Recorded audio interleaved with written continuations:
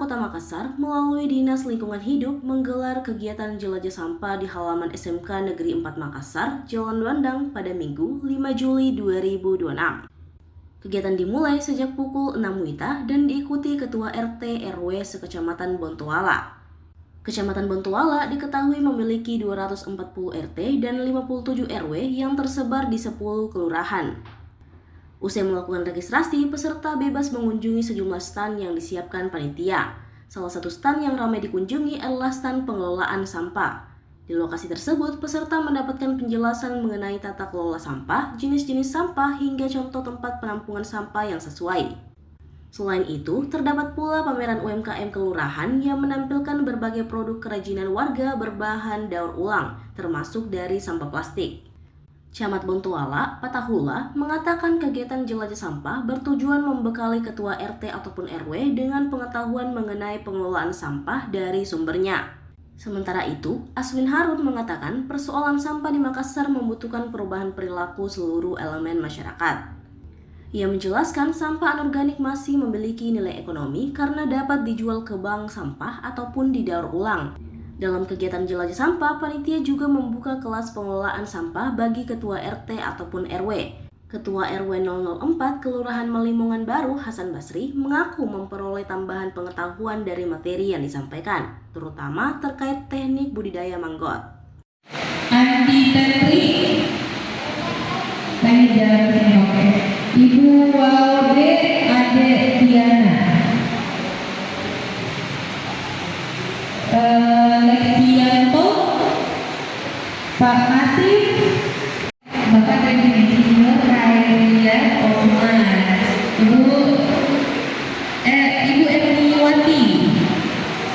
Ibu Ermawati, Bapak Haji Mahmudin, IS,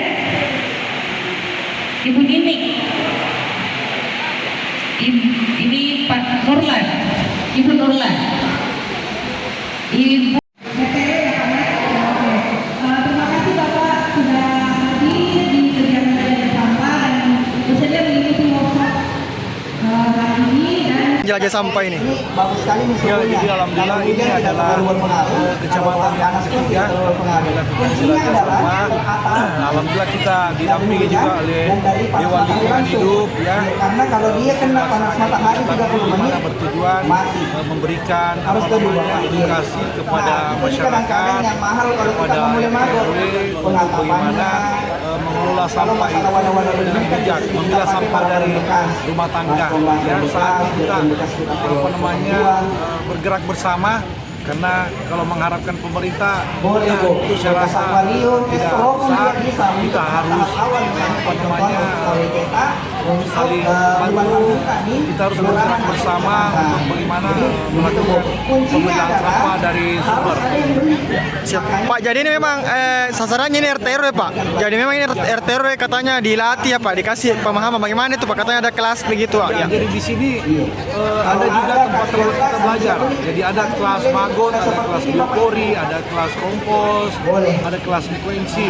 Nah, disitulah nanti teman-teman dari RT RW bisa belajar, menimba ilmu bagaimana cara mengelola sampah hingga bermanfaat, sehingga nanti ilmu yang mereka dapatkan itu bisa menjadi bekal untuk memberikan pengetahuan, berbagi pengetahuan dengan masyarakatnya yang ada di wilayah. Oh, jadi ini harus diteruskan ke masyarakat begitu Pak?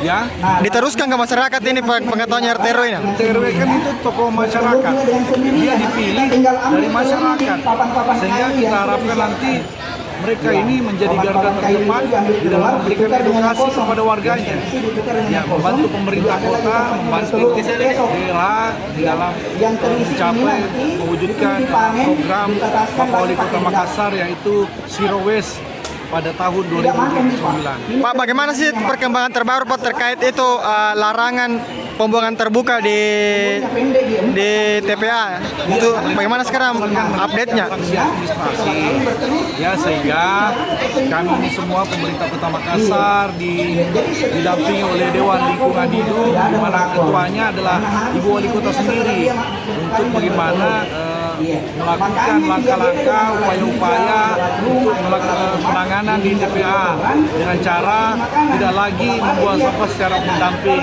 tetapi sudah dengan cara sanitary landfill. Sehingga kami mengharapkan itu tadi peran serta peran aktif masyarakat mulai dari sumber dengan cara memilah sampah. Karena kalau sampah itu tercampur dibuang ke TPA itu bisa mengakibatkan gas metana yang sangat merusak kualitas lingkungan hidup. Bapak Ibu sekalian yang hadir pada pagi hari ini, alhamdulillah, puji dan syukur kita panjatkan kehadirat Allah Subhanahu wa taala, Tuhan yang Maha Esa, karena pada pagi hari ini kita masih diberi hidayah, kita masih diberi nikmat kesehatan dan nikmat kesempatan sehingga pada hari ini kita bisa hadir di tempat ini untuk kegiatan baru. Untuk ala para